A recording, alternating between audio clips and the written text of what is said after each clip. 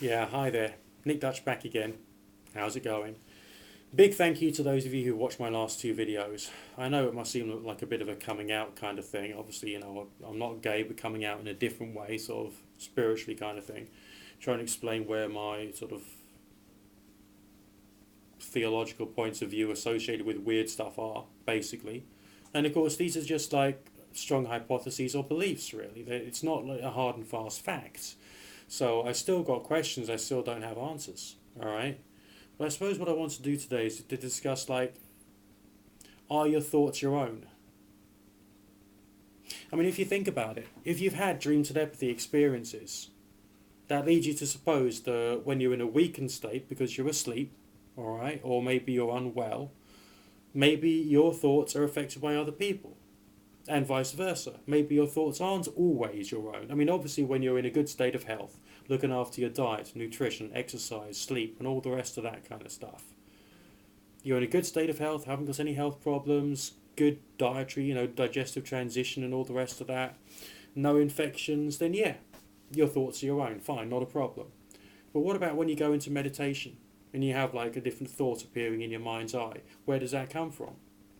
All right? If you've had a dream telepathy experience, and let's say you've had an angel experience or something which seemed to be an angel experience as well,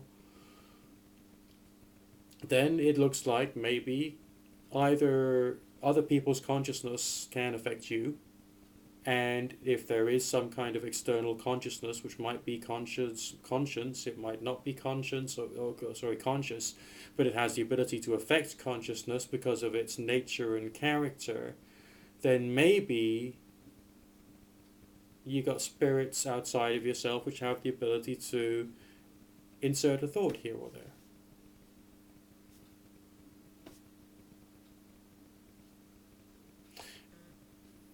I know this is like, this is total down the rabbit hole kind of thinking, really, isn't it? I mean, it's just like, how far can you take this way of thinking?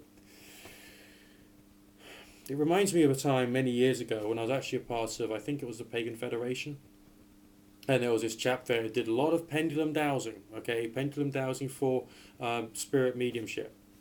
And he said that he created a spirit which he called coin. Because a coin has two sides, okay?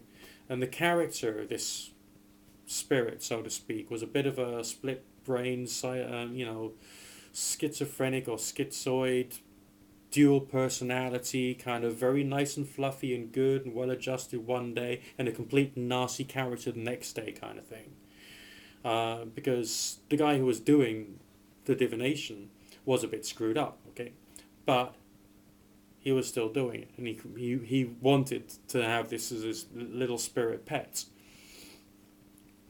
But then the guy who was doing this talk heard of another guy on the other side of the world who was doing precisely the same thing with the pendulum dowsing, with a spirit which had precisely the same character, but wasn't called coin, but was called Koan.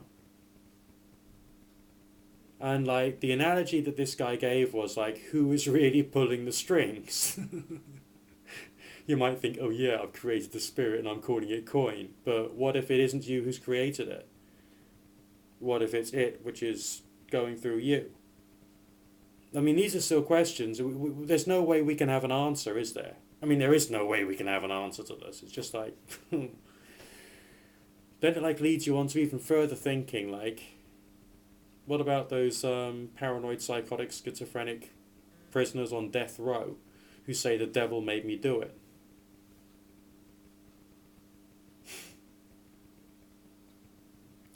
Well, I don't really want to go into that too much because it's not practical to think that there was a spirit that made them do it. Because either way, they were weak and they were sick enough to be able to allow whatever that psychological, spiritual force was to affect them, whether it came from within them or without of them, full stop. So they still should be, locked up or on death row, one assumes, okay?